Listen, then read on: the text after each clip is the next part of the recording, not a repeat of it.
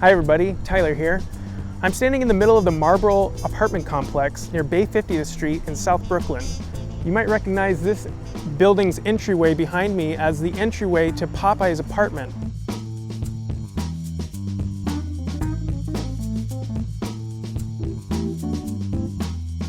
Roy Scheider, earlier in the film, he comes walking up and walks through this door right here to meet Popeye in his apartment.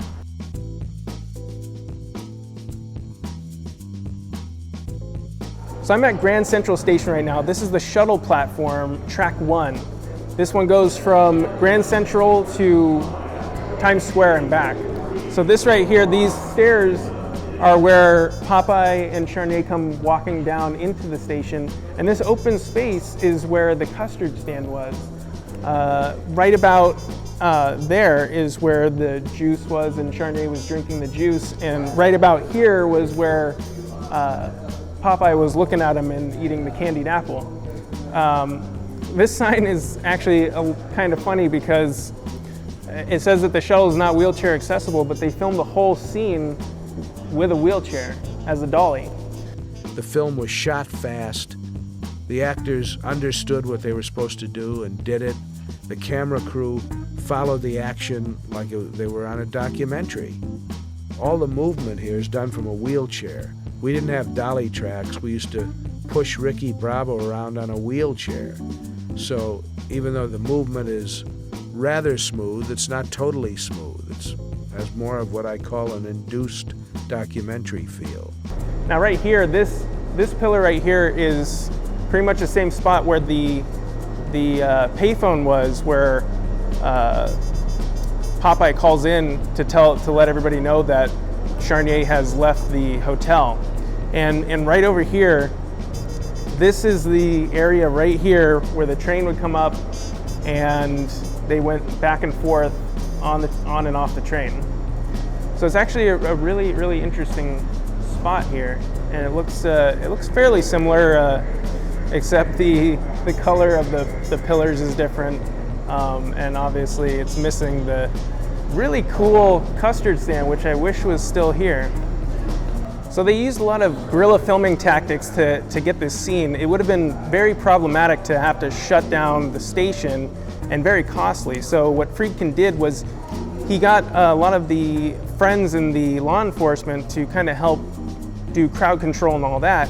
And they actually used a wheelchair to do the dolly shots. They didn't have any specialized lighting. All they had was the light that you see here, the halogen lights, and they managed to make do with that even though they were shooting on film. You can see there's a picture where they have just a handheld camera and they just went around just kind of stealing shots as it was.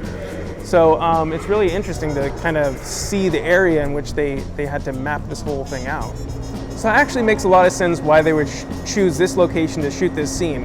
It's because the shuttle actually goes to Times Square and straight back on the same train. That way, if they're doing a bunch of takes of Charnier getting on the train and waving to Popeye, they don't have to spend so much time trying to get back to the location where they're filming. That way he can just hop on and just stay on the train and it'll come right back to where they're filming. I thought it was a little strange that Popeye and Charnier were able to hop on and off the train when the time between the subway train doors opening and closing is usually around 10 seconds. The shuttle train behaves a little differently. Since it only goes between 2 locations, it stays at each location for about 3 minutes from when it arrives to when it leaves again. So this is a really cool location, but the location that I really want to take a look at is where they filmed the chase scene. So let's go there right now.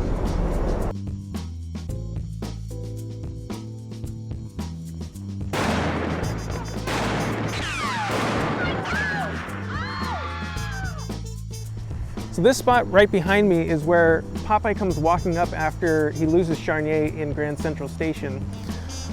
He's very upset. He just got thrown off the case.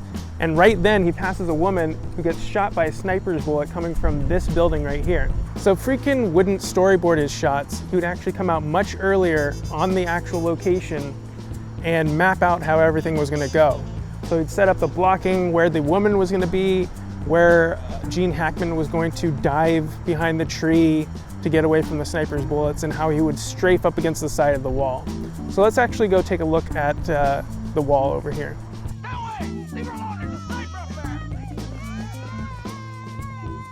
This is actually the area where he dives to safety near a tree that shields him from the sniper shots hitting all around here.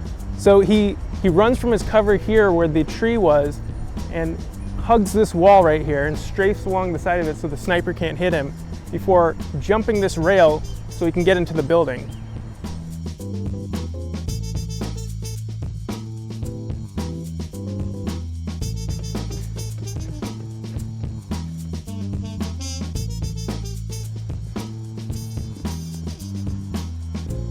Okay, so I'm at the Bay 50th station. Popeye comes running up these stairs here, only to find that the sniper is not on the same side that he's on. This is the southbound side, and the sniper is on the northbound side. So he looks around for a little while, scanning the area, until he notices him behind one of these pillars. Just as the northbound train approaches, so Popeye has to flee down to the bottom as fast as he can and try and commandeer a car so that he can chase the train.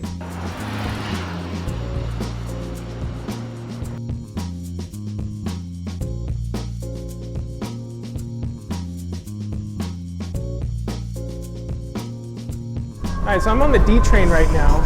This is the front of the D train. This is actually the only train that travels on this line. Popeye would be driving right under us right now. And you can see that this looks completely different than it does in the movie. In the movie, the sides are blue. There's no front-facing or back-facing chairs.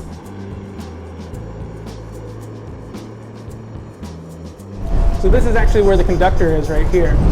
And in the movie, the sniper, he breaks into the conductor's room, puts a gun to his head and forces him to drive past 25th Avenue and keep on driving.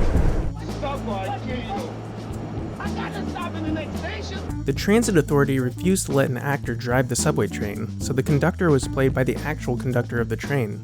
I'm at the Transit Museum right now in downtown Brooklyn. This train right here was built in 1963, and it's pretty much the same model that we see in the film. These trains ran all the way through the 70s, and you can see there's lots of ads around here that kind of show the era of the 70s and stuff. It looks pretty much exactly the same as it does in the film. The main thing that I want to look at right here is these handles right here. They don't exist on any of the newer trains that are out right now. Instead, they have a pole that runs all the way across for people to hold on to. And you can see that the color is a little bit different, but it's got the same kind of vibe.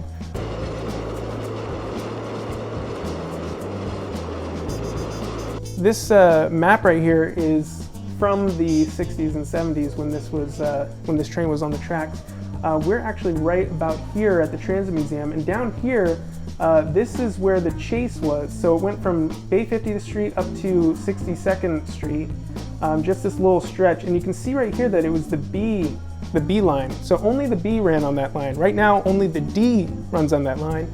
But what's really weird is in the film, we see an N train clearly running on that line. So I don't know exactly what the deal was there and why that was on there. But what's really interesting is how they came to use the train. So we went to a gentleman who was the head of the transit authority. Could I get permission to use an elevated train and, dedicate it to the film and tie it up for a period of time? And this guy sat there and he looked at me like I was crazy, and he said, "I can't let you do that." He said, "If I let you do that, I'm going to get fired." So the production manager and I got up to leave, and he said, "Wait a minute." He said, "Maybe there's a way." I said, "Well, what would that be?" He said, $40,000 and a one-way ticket to Jamaica. And he was serious, and that's what we did. I did a little digging and managed to find the reason why the N train appears on the B line. As it turns out, when they were choosing the train cars to use, the producers wanted clean cars, and the only clean cars that were available at the time were from the N line.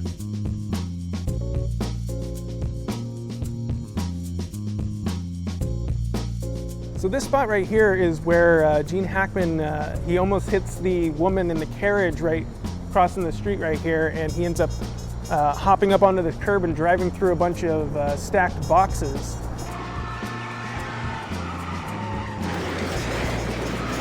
So when Popeye crashes into all the cardboard boxes that were stacked here, that was one of the very few times that it was a planned collision. How they did the scene was they had all the police that were helping out with the production close down the side streets, but what they didn't count on was all the cars that were already parked on the street. So when people started to get up and heading off to work, they didn't realize that there was a big production going on and didn't realize that there was a stunt driver driving 90 miles an hour down this street. So that's where one of the main collisions that we see in the film occurs completely by accident. That was actually just a normal civilian that was driving their car to work. They actually ended up using 3 of the same car to get the scenes right because they kept crashing into things and kind of ruining the car.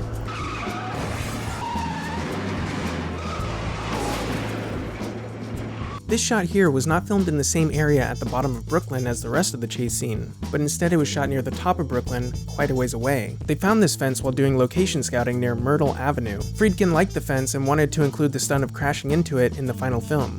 The bulk of the chase scene runs down this street right here, 86th Street, following the elevated train.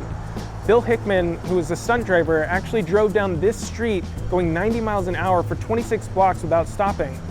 And that one take that he did actually makes up most of the shots that we see in the chase scene. Gene Hackman also drove down this street for the kind of closer shots of his reactions with the camera mounted to the hood of the car. He worked on this scene for about 2 weeks, and the whole scene took about 21 shooting days to complete, and that includes all of the stuff that they did inside the train, as well as the stuff that the second unit did down below. And how they got the shots was they had a camera car following the principal car, and the principal car had a one of those undercover detective kind of like cherry top lights on it that would flash and blare like a siren to let people know that a car was speeding down the road at 90 miles an hour. They got permission to control the traffic lights for about 5 blocks and had the assistant directors clear the traffic for that stretch of the road. But once they got past the 5 blocks, they were out in the normal traffic with nothing to keep them from running into civilian cars and people crossing the street besides the light and the siren on top of the car. Friedkin ran through the scene slowly about 6 times to get the feel of what they were going to do before they went for it. They used a lot of techniques that hadn't really been done before in a movie like this, most notably strapping a camera to the front bumper of the car to get some of those really great POV shots of the car just kind of zooming down the street. You have to remember that this was actually done pretty much guerrilla style, so there were still a fair amount of civilian cars on the street, and Friedkin actually did all the shots from the back seat himself because nobody else wanted to do it because it was so dangerous. No, I wouldn't do that. God, I don't think they would let you do that. Well, they didn't want to let me do that then, but I had all these cops around me. Yeah. With their badges. They were off-duty cops, and they were with me when I shot the chase in case we got busted. And it's only by the grace of God that nobody got hurt or killed on a film like The French Connection.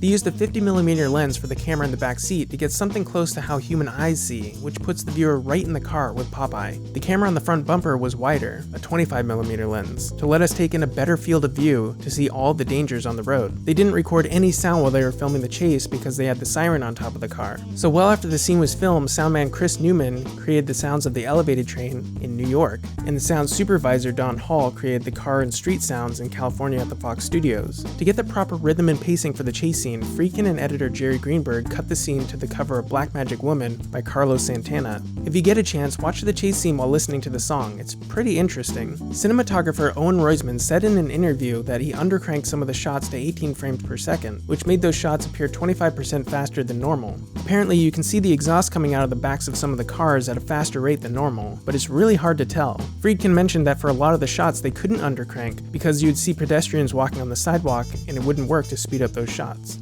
Another interesting thing about 86th Street is that this is where they filmed a fair amount of Saturday Night Fever. This pizzeria behind me actually is the same pizzeria that John Travolta goes to at the beginning of the movie to get a couple of slices.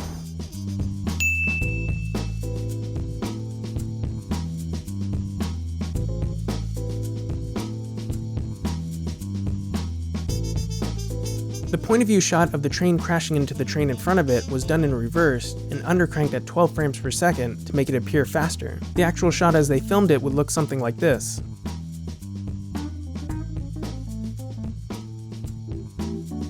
So this is the end of the chase scene, 62nd Street. The train has just crashed right over there, and the sniper is just come through those doors, and Popeye sees him. Sniper starts to come down the stairs, and Popeye goes over to him with his gun drawn, and when the sniper sees him, he turns around and Popeye shoots him in the back.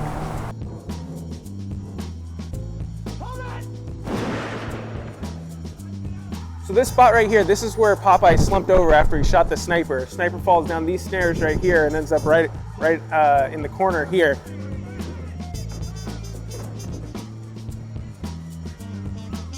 And you'll notice that this sign right here was completely different than it was back in 1971. It was, I believe, the BMT. And you'll notice that this light pole wasn't here in 1971. And right about here, where this car is parked, is where the old VW bus was. So these are the stairs that the sniper falls down. The sniper was played by Marcel Bazoufi, who was actually a stuntman, and even he was reluctant to do the stunt. He actually went to Friedkin on the day and said that he didn't really think that he wanted to do it, but Friedkin ultimately convinced him to. And as you'll remember, he had to fall down backwards. And these stairs are really intimidating. They're a little bit different now than they were in 1971. Now they're like completely metal, but still, that's quite a ways to fall, especially backwards. Thanks for watching. It was really amazing to see these locations in person. I hear that the actual train cars that they used in the film have been refurbished and are now running on sometimes either the M line or the Z line. Maybe at some point I'll try and hunt them down. Some of the pictures I've seen show that they have removed the handles and replaced them with the bar. I just want to take a second to thank my patrons for supporting this channel. With your contributions, I was actually able to get this lavalier microphone that's really helped out with filming these location videos, so thank you very much. And for patrons, I'm going to include a little blooper reel for this video. There are so many issues making this video, between the train coming every 5 seconds, a blizzard, and some run-ins with weirdos. Click here to check out my Patreon page. And if you're new here, please hit that subscribe button now because there are plenty more videos on the way for cinephiles like you. Thanks again for watching.